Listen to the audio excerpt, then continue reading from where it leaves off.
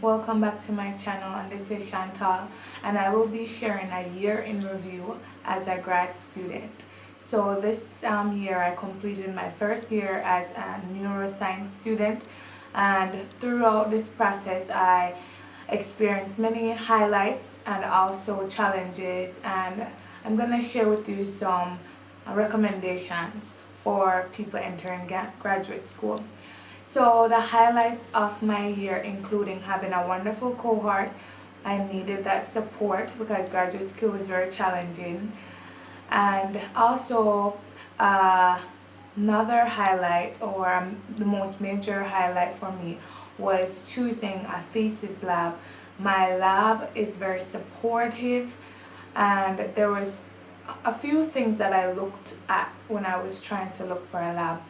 So of course I wanted a supportive lab that did really good research, and I also wanted a lab that was cognizant of a timeline for grad students. So I didn't want to spend 6 years doing my thesis work. I wanted to be very productive and efficient in my research. And third point that stood out for me is a lab that the PI was very understanding, and that the PI also appreciated the importance of conferences. Some challenges that I experienced was, of course, the coursework was significantly more challenging than in undergrad. I was used to undergrad being hard, but I was always a good student, so I had to learn to study in a way and not memorize, but more applications questions. When it came in terms of another challenge is that you will have not so good mentors, in that they aren't as encouraging, and it brings about some kind of anxiety, and also brings about underlying imposter syndrome. And for those who do not know, imposter syndrome is like an internal war in which you feel like you're not good enough to be in this space, or you didn't adequately earn your position to be in this space.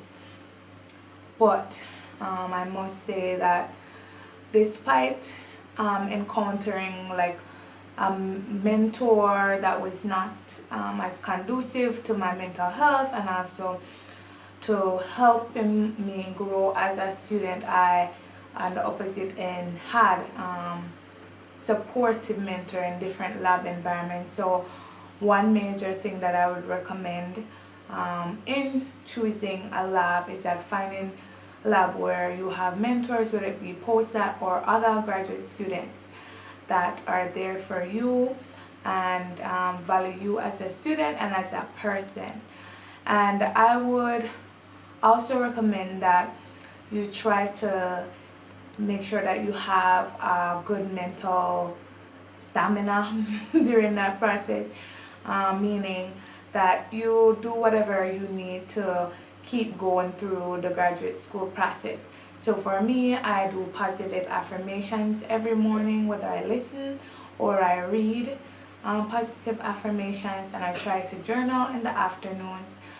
And in journaling in the afternoon, I get to kind of reflect on the day and kind of assess if I was productive or not. And I can be somewhat hard on myself, or as graduate students or anyone pursuing a higher education, you can be very hard on yourself. So you need to assess yourself critically, but also with compassion.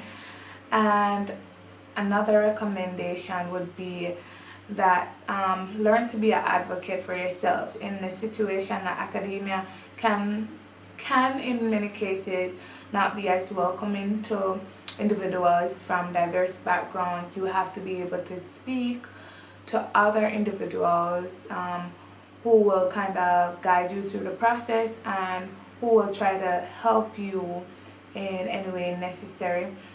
And also look for student mentors, whether that be in your cohort or in upper years.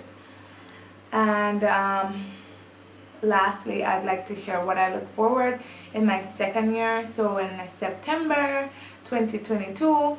I'll be starting my second year, and I look forward to the courses. They will be challenging, but I'm up to the challenge.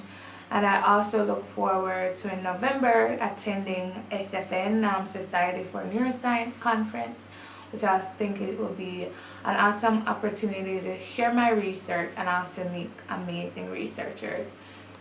And that following summer I'll be doing my qualifying exam, which is going to be quite terrifying, but it is a very momentous occasion in my career as a graduate student. So thank you guys for listening to me, and I'll see you next week.